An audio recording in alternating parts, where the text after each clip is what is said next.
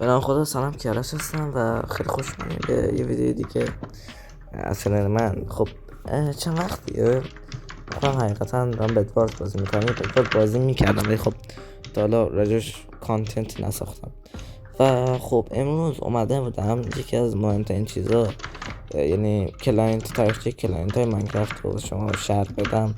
خب بذارم بریم سراغ ویدیو. فقط قبلش اینکه کانال منو دنبال کنین و سابسکرایب کنین من داخل یوتیوب و بگم که اسم چنلم عوض شده و حالا یه سری تغییرات بزرگ قرار بدیم. خب بزن بریم سراغ ویدیو. قضیه کلاینت های ماینکرافت برمیگرده به حدوداً 11 سال پیش که همه از اپتیمایز کردن ماینکرافت خسته شده بودن و نمیتونستن بازی رو خیلی روون اجرا کنن. معمولا از مودایی مثل اپتیفاین استفاده میکردن ولی خب بازم کارساز نبود. واسه همین اینجا یه یوتیوبر به اسم 5 زیگ میاد و یه ماد پک ریلیز میکنه به اسم 5 زیگ ماد و شما هنوز هم میتونین اینو دانلود کنین از سایت 5zig.com. و خب داخل این 5 زیگمات همه چیزی که اون پلیر را میخواستن وجود داشت، مثل آرمور استاتوس، هیت باکس و چیزای دیگه، کراس هر، خلاصه چیزای دیگه و مخصوص بدوارز و پی وی پی بود. حدوداً چند سال گذشت و همه از 5 زیگ خسته شده بودن. حقیقتا خسته نمیتونم بگم ولی خب منتظر یه تغییراتی بودن که اینجا لبی مود وارد شد و اولین کلاینت ماینکرافت یعنی لبی مود ریلیز شد. اینجا بود که در واقع اسم کلاینت های ماینکرافت رو شنیدیم برای اولین بار و خب لبی مود اومد و خب مثل درست مثل 5 زیگ فقط با مودای بیشتر و اضافه کردن استور تونست پلیر را به خودش جذب کنه. یکی دو سال بعد بهترین کلاینت ماینکرافت، یکی از بهترین کلاینت های ماینکرافت یعنی بدلاین وارد کار شد و بدلاین هم خوبی که بدلاین داشت یعنی این بود که اول سرور ماینکرافت بود و کلا مثل ماینمن کلا دسترس بود، یعنی واسه هر حالا ریجنی آی پی و آیدی مخصوص خودشو داشت. ولی خب اونا کلا اون استاف بدلاین دیگه خسته شده بودن و دنبال مارکتینگ خودشون بودن.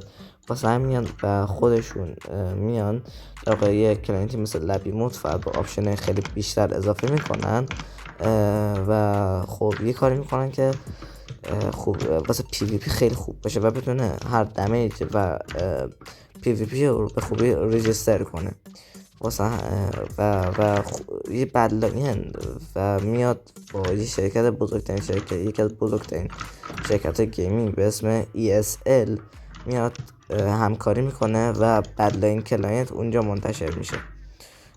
همه از بدلاین خوششون میاد چون که خیلی کلین بود و FPS بوست بود. بعد چند ماه هم بدلاین لایت واسه سیستم های ضعیفتر در واقع ریلیز میشه ولی خب بعدی که بدلاین داشت فقط واسه اکانت پرمیوم بود و کسایی که می اومدن از سرورهای در واقع در واقع کرکی استفاده میکردن مثل تیلانجر در واقع در اساس نبود.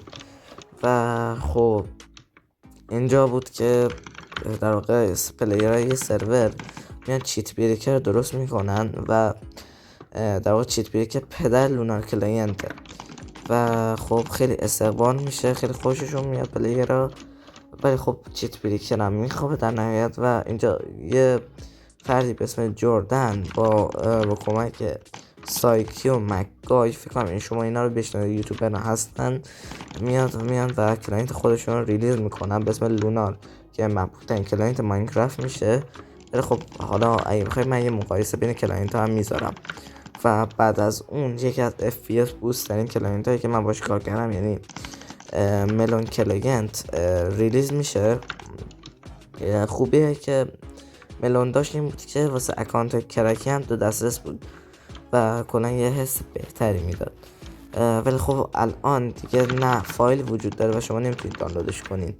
ولی خب اگه میخواین تجربهش کنین کافیه که در واقع برین و داخل سایت سیم کلاینت و CM کلاینت رو دانلود کنین همراه با لانچرش. البته حالا من آموزش دانلودش هم میذارم اگه خواستین دانلود ملون کلاینت نه CM.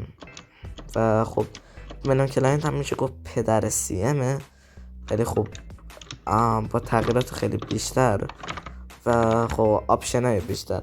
خوبیه که ملون داشت این بود که کلا یه چیز خیلی پرایوت بود و همین این تاریخچه کل کلاینت های ماینکرافته و امیدوارم خوشتون بیاد. سعی میکنم زودتر فعالیت بیشتر یعنی فعالیت کنم، ولی خب آپارات زیاد ارزش استریم کردن یا ویدیو گذاشتن نداره، واسه این معمولا داخل یوتیوب ویدیو میذارم. لینک یوتیوب هم داخل زیر تو دیسکریپشن هست. ممنونم که ویدیو دیدین. تا ویدیو بعدی خدا نگهدار.